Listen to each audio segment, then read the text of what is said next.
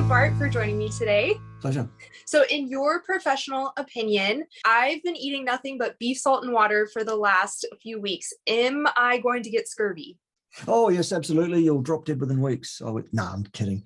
Absolutely not. I've been eating a very similar diet to what you've been eating now for over 8 years. I'm still waiting for scurvy.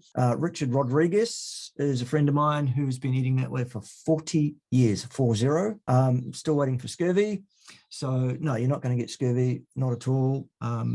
It turns out that carnivores need much less vitamin C than people who eat a standard diet.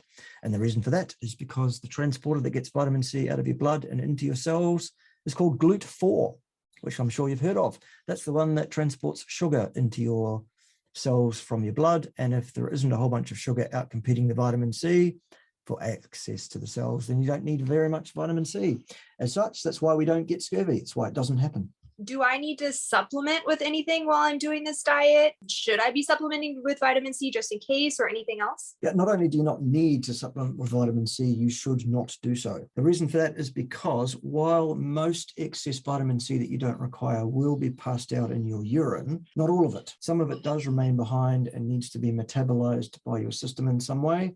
And the thing that your body metabolizes vitamin C down to is oxalate. So you should avoid that absolutely. Just in case though, what symptoms should I be looking out for that are signs of deficiencies? Right. So if we're talking about vitamin C deficiency, then what you will get is random, easy bruising, bleeds, bleeding gums, injuries will heal more slowly, your energy will drop, your mood will drop. I don't know why I'm even bothering going through this list, because you are not going to get vitamin C deficiency on a carnivore diet. It will not happen. Really, when you go through the list of things that are, likely or even remotely possible in terms of deficiencies on a carnivore diet, there just aren't any. Everything you need is there in the meat and the fat of the animals. It's almost as if we've been eating that way for 4.5 million years or so. Oh yes, that's right.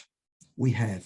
That's why our bodies are adapted to it. Why do people still believe that you can get scurvy from just eating beef, salt, and water? Oh, there are people that believe all sorts of things, frankly. I mean, it seems to me that if you say something that is not true publicly to people with authority, either real or self-promoted, I guess, if you say the wrong thing to people enough times, they will start to believe it. I mean, we've seen many examples of that in recent years, haven't we, of people saying things that are not correct and repeating that message with confidence and authority and never wavering from that message, despite all evidence that it is in fact false, and people believe it.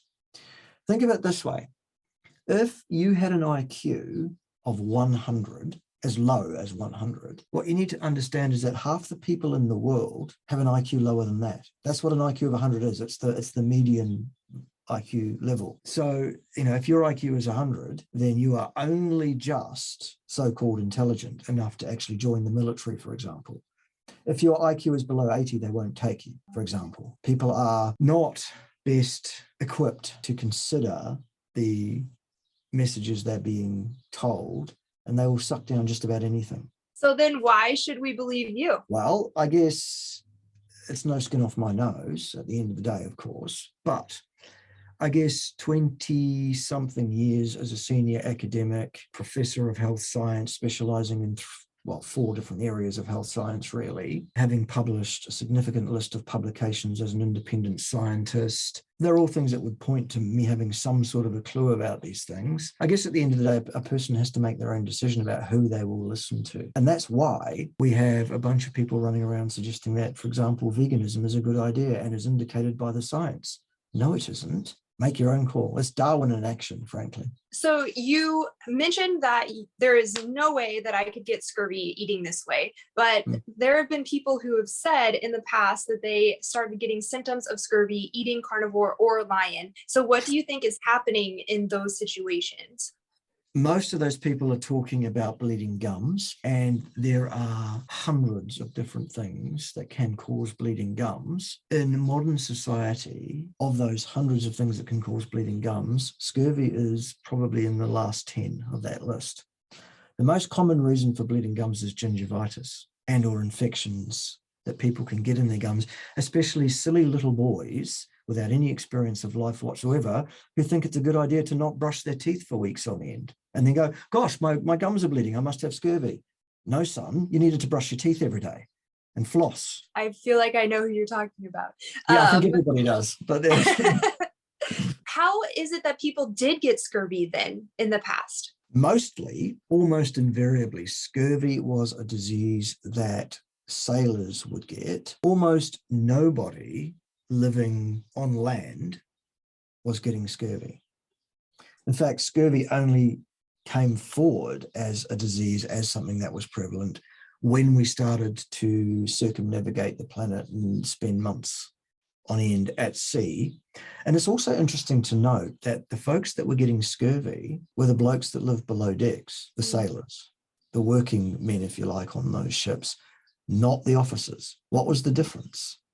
Well, the officers were eating dried meat, which contains vitamin C and almost no carbohydrates. The men that lived below decks were eating a diet rich in carbohydrate, ship's biscuits, and no meat, because the meat was the privilege of the officers. So they were getting scurvy because there was no fresh fruit to be had. There was no meat being intaken. It was just carbohydrate. And so scurvy was just about guaranteed. 6 weeks or so out to sea, whoops, scurvy, there's your problem. And in the case where men were getting sick with scurvy, the two options, well, three options really. Option one, put in somewhere where there's some fruit, go to shore, collect the fruit, eat some fruit, problem solved, move on to the next island, if you can find it, or feed those men who are sick with scurvy some dried meat. Well, that's option three, let them die. And that's what they did. They said, no, sod it, we're not feeding you our meat. We're better than you, we officers, you can die, sort of thing. They knew exactly what the cause was, although they hadn't identified vitamin C. They knew that the cause was the diet, and that the diet lacked either fruit or meat. Either of those will supply enough vitamin C to prevent scurvy. And as such, that's what the problem was. Do I need to be worried about any other diseases with this diet? People tell me also that I'm going to be getting parasites, mad cow disease. I'm going to spontaneously turn into a cannibal. Should I be worried about anything else? Well, I mean, at the end of the day, you just need to look around the carnivore community, those that are actually doing it properly, and tell me, what's the prevalence of parasitic problems? I mean, are we all just not talking about this? No. Maybe the human immune system is keeping any parasites in check. Maybe the fact that most carnivores have actually sufficient stomach acidity, which people eating a standard diet will be lacking in severely. Maybe that has an effect as well. Maybe our robust health is having an effect on keeping everything in check. The thing is with all these people is they need to make up theoretical potential problems because they cannot go to a single piece of actual science that would suggest in any way that consuming our species-appropriate, species-specific diet is a bad idea for our health in any way. It's like the whole nonsense they make up with cholesterol and saturated fat and epidemiology and all this kind of, they have to do that because number one, they cannot show that people who eat carnivore diets do worse off. They don't, they do better. And number two, they can't point to a single piece of evidence that their diet is superior. So it becomes an ideology, it becomes a theology. That's why nutrition is so sectarian with people. It's because there actually isn't any science. If there was good science, if we had the answers from science, or at least nutrition science, this ring-fenced area of ideology, then there wouldn't be a discussion to have. We'd have the answer. It's like if I say to you, is falls of 100 meters or more onto rocks likely to lead to death? I mean, the evidence is pretty clear on that. We have the answer. We know we don't have to test that. We don't have to have a group of people on the internet saying, no, falls are quite safe. Although, having said that, there are a group of people on the interwebs who are prepared to say gravity does not exist and that the earth is flat. So, that's what I'm talking about with those half the population whose IQ is in double digits or apparently even less than that. But, people say we have all this science. Well, how come then we have such a disagreement here? If there's such good science, Why are we still arguing? Should we not have the answer? And each side, I guess, of this sectarian divide believes they have the answer. Some of us actually do. Once you actually apply scientific disciplines from actual science, actual hard science, which you will not find in human nutrition science, this area of the actual, if you look outside of that, you will find the actual science that tells us absolutely what human beings should eat. And then you apply some common sense to that and you go, oh, look, it's consistent. Whereas the other side don't have that. So. Because people do point to science to back up their opinions with vegan diets and things like that. And we also, as carnivores, point to science that supports our conclusions. So how do people know specifically when they're looking at science, how do you distinguish between what is actually correct and what is incorrect? When you refer to cause and effect, this causes that. There are disciplines that scientists need to go through in order to make that claim with any level of veracity, robustness, to be taken remotely seriously as an actual scientist. Examples. Science is an interventional discipline, experimental. Okay. So if I want to say X causes Y to occur, then what I need to do is I need to take two populations of my subjects, be those subjects animals or human beings, or be they atoms of a particular element. It doesn't matter for the terms of the disciplines for cause and effect. You need to take two populations of those subjects. You need to randomly assign them to one or other experimental condition. And you need to ensure that once you've randomized those subjects, that those two groups at the outset of your experiment are absolutely identical. Failing that, you cannot talk about cause and effect at the end of your experiment. We're done. Now that becomes very difficult. It's very easy for atoms. Take some atoms of carbon over here and some other atoms of carbon over here and do a test on those atoms of carbon, cause and effect. Simple, because atoms are a very simple thing and they are all absolutely identical at the outset. Human beings, much more complex, much more prone to be different between each other and within, much more difficult to get two properly randomized, absolutely identical groups of human beings. Can't be done. Forget it. We're never going to have that kind of evidence, ever. So all we're ever going to have is inference at various different levels of goodness, robustness, whatever. And it really depends on the discipline of the scientists who are reporting on the study that's been done. As soon as you say cause and effect from a study on human beings and nutrition, you've blown your credibility right there. We're done, because there are no experiments that can do that. So randomized identical populations, great at the outset. Next thing, you have to control every aspect of every input into those subjects. Time of day, hours of light, exercise, every other aspect of their diet, smoking, drinking, stress, how do you control that? Good luck. Distress, same deal. Absolutely everything. Absolutely standardized between both conditions and absolutely under control 24 hours a day, 7 days a week. In other words, you need to lock them in labs and control them. Good luck getting the ethics to do that with human beings, especially if you want to talk about health outcomes from diet over multiple decades. Number one, where are you going to get the money to keep people in labs under control for decades? Number two, how are you going to get ethics to do that? Number three, who's going to watch that and make sure it occurs? How are you going to get that done? Forget it. Not going to happen. Then you need to impose your experimental program. This group gets this treatment, that group gets a placebo or a different treatment or whatever. Then you get your results and you report your results exactly as you have observed them to be, without any form of adjustment whatsoever, because that's not what scientists do. They don't adjust things, they report things that they saw. So are there any studies, randomized controlled trials over multiple decades in human beings locked in labs and observed for multiple decades with respect to any aspect of the human diet? No, they do not exist and they never will, ever. So any of these vegans and plant supporting people that say we have all this piles and piles of evidence, they say, unbelievably powerful evidence, they say, the evidence is compelling, they say. No, it isn't compelling, it's absent. It does not exist. What you have is a bunch of loosely, if at all controlled, naturalistic observations of groups of individuals who are not identical beforehand, even over a few decades in terms of outcomes, and you haven't even reported what the outcomes were. You adjust by multiple regression to say we're controlling after the fact. No, you're not. That's not control. You cannot unpick a tapestry that's that complex in terms of things that contribute to somebody's lifespan or health span in terms of any hard health outcome or their longevity, and suggest that you can predict what it would have been had they been identical in the first instance, which is what you required. In other words, we've had no discipline here. We haven't done any science whatsoever, but we're going to pretend we are doing some science by changing what we observed to something we did not observe.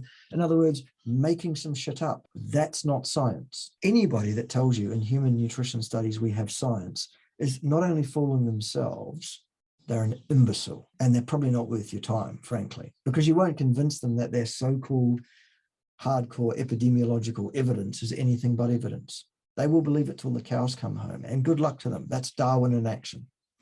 And they will go ahead and they will eat their veganerized diet until it causes their health to abandon them in the most destitute fashion possible. And then they'll go, whoops, I was wrong. But they won't probably admit that, most of them. Some of them won't get the opportunity to admit it because it will kill them. That's the way it is. So what makes me believe I'll know so much better than if there are no studies either way? Well, here it is. Actual science, interventional science, looking at things like atoms, which are absolutely identical, can be controlled, do behave in a predictable fashion, and from which we can make some really good inferences. Here's how I based my argument, basically. If we take the collagen, which is a protein, out of the long bones of human skeletal remains from pretty much any human skeleton found anywhere around the world at any latitude that is older than about 10,000 years old, anywhere, and we test that collagen for a makeup of different isotopes of nitrogen in that collagen, that will tell us exactly what the makeup of that human being's diet was when it lived, however long ago it lived, because nitrogen isotopes are absolutely stable. They don't change over time.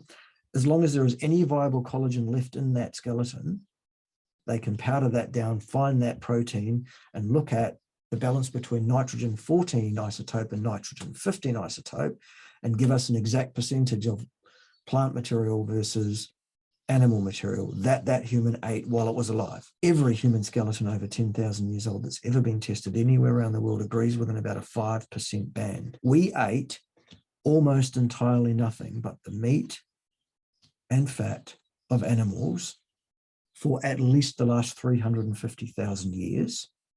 And probably, in fact, because of anatomical structures, etc., that we can trace back through pre-human ancestors before that, it's probably more like 4.5 million years that we've been eating flesh and fat. Ever since we came down from the tree, stood upright, said, oh, I wonder if the sharp pointy stick will work quite well at taking down an animal. Oh, I could throw a rock as well. That can work. Oh, this meat's quite tasty. And gosh, it made me grow a big brain and stuff. This is a done deal. This is actual science. It tells us what human beings did eat. No question. It's unequivocal. Science, fishes. Okay? And so people say, well, so what? Just because that's what people did eat, does that mean that's optimal for people to eat that way? To which my answer is, well, have you ever heard of Darwin? Here's what happens to any animal that behaves anyway, in any particular fashion for long enough. The genes that support that behavior are selected for, and the genes that are not helpful for that behavior are selected against. And over time, the genes of that animal drift in such a way as to subserve the behavior they are undertaking. So, do we know that genetic drift is a fact and does occur? Yes, absolutely. No question. It happens in every single living thing, be that a plant or an animal, anywhere on the planet. It's you know, I'm not saying there wasn't a creator in the first place. I'm not saying there was either. I'm open to that because that's beyond science. We can't answer that question with science.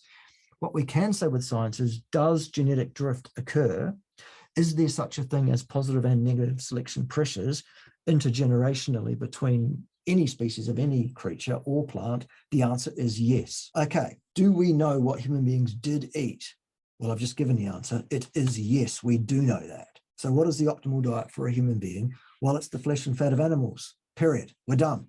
I have two questions from all of that. So my two questions would be, first, are animal studies applicable to humans? Can we look at those and then say, since this happened, this would apply to us in arguments? And then also, since we started eating meat, is there an argument for having to eat raw meat, or is cooked meat okay?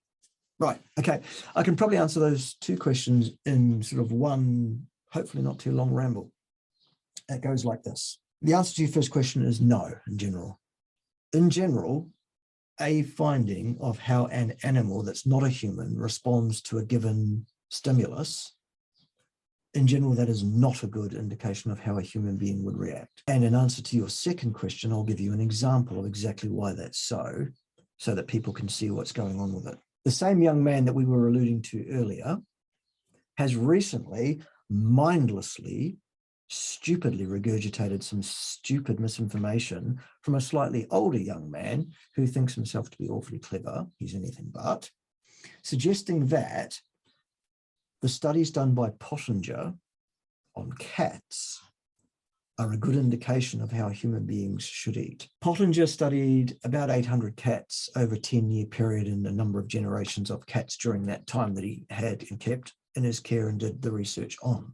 In terms of the randomization and genetic identicalness of his two populations of cats, again, probably not ideal, but let's just say it was as close as you can get. Fine, let's let that go. He fed one of his populations of cats cooked meat and the other population raw meat. Funnily enough, the cats that were given raw meat did well, were robust, were productive in terms of their behavior and their interactions with each other and their ongoing even ability to have litters of more cats and carry on being cats, basically. Gosh, what a surprise. Feed a cat its species appropriate, species specific diet, and it does quite well. Well, that's incredible. The cats that were fed cooked meat within 3 generations became completely infertile. They were largely more and more deformed per the generation. Their behavior was off. They were aggressive towards one another. They were piddly, scratchy, horrible, uncat-like beasts. Everything went horribly wrong in the fed meat cats population. And so those 2 young men that I refer to suggested in their various videos that that's a clear indication that humans should follow the example of the cats and eat raw meat as nature intended, so-called. There's only one problem with that, really.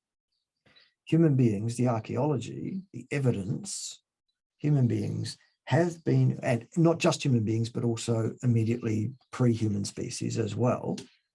We didn't invent fire, by the way, humans. It was done by our ancestors.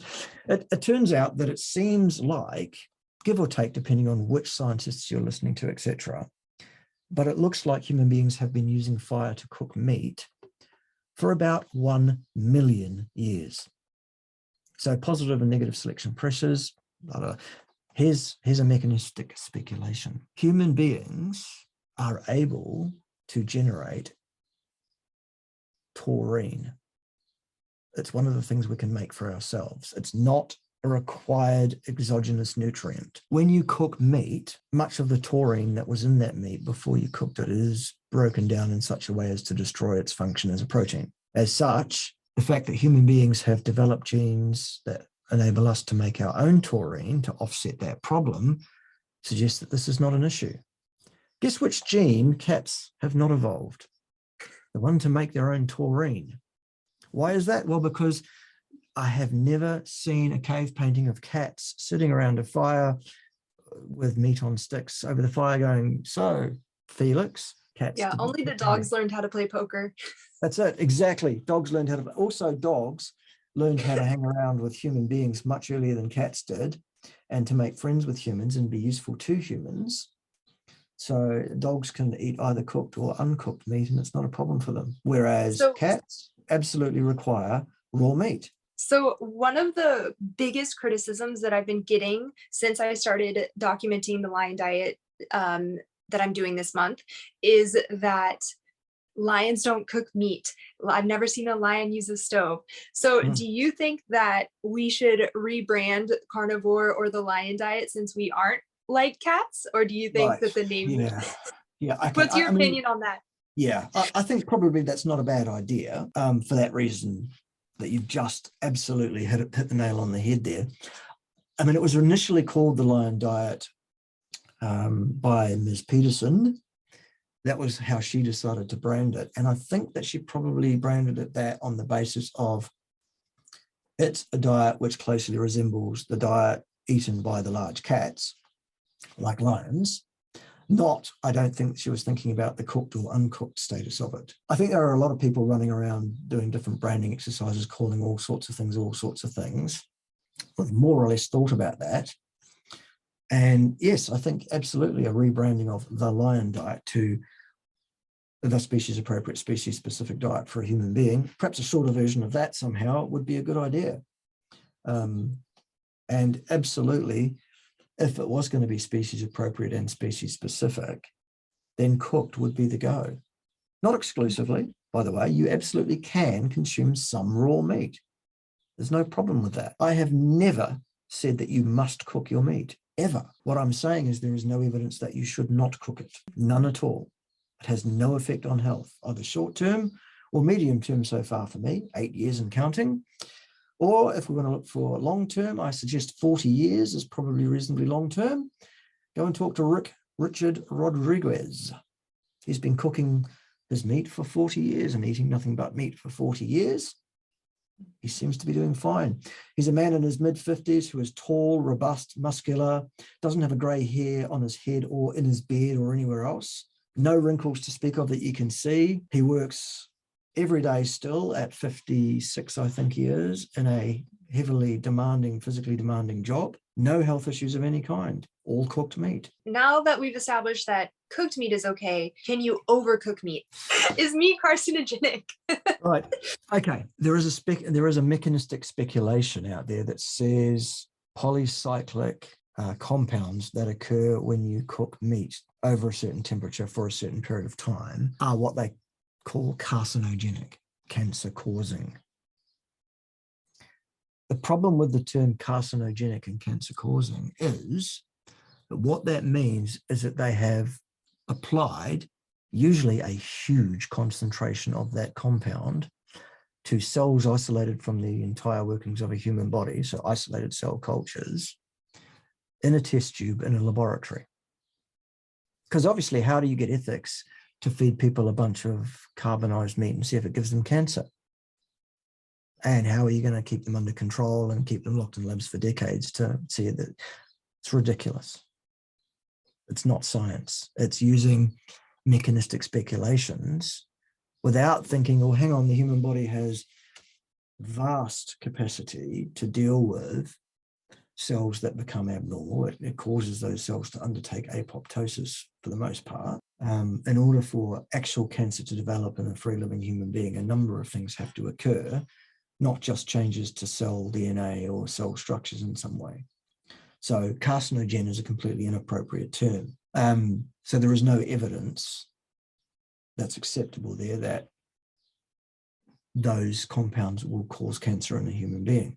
So then what you would do to look for corroboration is you'd look at these prospective cohort studies that do exist on this and say, is there a notable, meaningful, worthwhile difference in cancer outcomes in people who eat a lot of very cooked meat versus people who eat not so cooked meat versus people who eat no meat, for example, with everything else controlled? There aren't any. There are only badly controlled, badly designed, badly executed studies on that. But is such a clear, obvious, definite difference shown in any of those studies? The answer is no. If this was a significant, meaningful problem, then there would be an absolutely unmistakable difference in cancer outcomes in people who eat a lot of meat, well done, versus those who eat the same amount of meat, not so well done, versus people who eat the same amount of meat, not cooked at all. There are no studies on that, versus people who eat no meat whatsoever. There are no studies on that either, at all, let alone bad ones. So if it was so obvious and so clear and such a present danger, again, there wouldn't be a question. we'd have the answer. In the same way that we don't have any cause and effect evidence for smoking and lung cancer, what we do have is an association between smoking and lung cancer, which is so vast that there is no need for a mechanistic study to say, you know what, that coincidence is so huge that it must not be ignored. And that's what's going on. So my last question is there a benefit to the type of meat you're eating? So should people be only eating grass-fed, or is grain-fed cheap junk grocery store meat, as people have called it, from what I eat? Yeah. Should I make the transition to grass-fed? There is no evidence long-term in human beings, one way or the other, on this question. So anybody that will give you an answer to that question has to be undertaking some level of speculation, and the level of veracity of that particular individual's speculation, I guess, would be based on their understanding of the science, the biochemistry, all of that kind of stuff. So again, whether you want to listen to me or not is an individual choice. I believe myself to be more than qualified to comment on it, and as such, I'll give you an opinion. Okay, but that's what it is. It's caveated as an opinion. I think the kind of meat in terms of grain-fed, grain-finished versus grass-fed, I think that's in the 1%ers realm in terms of importance. If you can get grass-fed, grass-finished, all year round, grass-fed, always grass-fed meat, if it's cheap enough for you to afford, if it's available to you for preference and it's no big deal to you, I would say for preference, sure, do that. Absolutely. Because that's closer to the natural setup. If grain-fed or grain-finished meat is all you can afford, or is all that's available to you easily without too much rigmarole, that's one of the 1% things. The 95% importance thing, the 99% importance thing is that you do eat a meat and fat only diet, or as close to that as you can possibly muster. The slight differences, and they are slight differences, in the fatty acid profile and the nutrient profiles of the different meats, I really don't think is here or there and is going to affect your health outcomes over a lifespan or your likelihood of longevity or any of those things in any kind of important way. I really think that people that are looking to that as an issue are just looking for issues. I really do. So that's my opinion. Well, thank you so much for answering all my questions. Where can people find you on social media? My pleasure and my privilege. It's always good talking to other carnivorous peoples and cross-pollinating and all of that kind of stuff. That's what makes the world go round. If you're more interested in finding out why either vegans or some of the people who used to be carnivores who have left the building are wrong in various different aspects, though, you can look at my main YouTube channel, which is called Bart Kay Health Science. That's the channel where I do most of my Who's Wrong on the Interwebs type videos. They're quite sweary, by way of warning, if you didn't know that already. So if you're offended by words shorter than wheelbarrow, perhaps that's not the channel for you. If you like more professional collar and tie presentation without all the naughty words, then you'd probably go to the Institute for Health Science Integrity, which is all collar and tie and professorial kind of stuff. If you like a bit of humor, a bit of comedy, a bit of bad language from small furry stuffed animals like this one, you'd probably go to the Meat Militia, which is what this t-shirt's from. That's actually a YouTube channel in its own right. So if people aren't aware, there is a channel called The Meat Militia, and you'll recognize it by Yellow Ted being there saying lots of naughty words. And I've got a few other channels as well. There's one about how the world isn't actually flat, how it's actually an oblique spheroid. Because there are still people that believe the earth is flat. Can't understand that one, not for a second. And I've also got another channel about New Zealand nature and what a beautiful country New Zealand is. Fine. And there's also a channel of me doing some singing and playing of guitar. In another life, I was a musician before I decided to be a scientist. So that's there. You'll actually find the link to all those YouTube channels underneath every one of my YouTube channels on my main channel. Every single one of them has all those links. You can just go straight there and click on them and subscribe to every single one of them and hit the bell icon so that YouTube will completely fail absolutely to send you any notifications of any kind when I post new material. They hate me, basically. That's what it is. Also, people will have noticed that during the course of the last year, I had a reboot on my main channel, and something like 1,100 videos disappeared for all time, and you were all sad and went, oh, those videos are gone. Such a shame. No, they're not. They're still available for your viewing pleasure on another platform called Odyssey, which is spelled Odyssee. And if you look for Bart Kay Nutrition Science Watchdog as the channel there, you will find every single one of my legacy videos is still in existence and still available for your viewing and downloading pleasure, actually, on that platform. So get across there and get involved in that. In the meantime, you can go to a link which is also under all my videos, which starts bit.ly, and then there's a / and BART-KAY after that. That's kind of a one-stop shop where you can buy Meat Militia t-shirts and mugs and other t-shirts and other mugs and things. Also, while you're there, you can organize one-on-one consultancies with me if you have any issues you want to talk about in your individual case that need me to sit down with you for an hour and get to the bottom of what's going on. I can certainly do that for you, although it's, there might be a wait because there's quite a backlog. What else can you do there? You can buy fine cereal stem cell enhancing products there as well, all on that one link. So get across there and support everything I'm doing. Otherwise, the lights won't stay on and I'll disappear. Well, we can't have that. So I'll make sure to link all of those down in the description as well, so people can have it directly and they don't have to go and try to find it. I'll provide it for everyone. Awesome. Thank you, Jess. You are you're an absolute delight and you're an asset to the community. Keep doing what you're doing. And any of my people who might be watching this who are not subscribed to Jess for some reason, the hell's wrong with you? Get it done. Those are your orders, my Meat Militia. Make it so. Thank you. Thank you for joining me. Pleasure.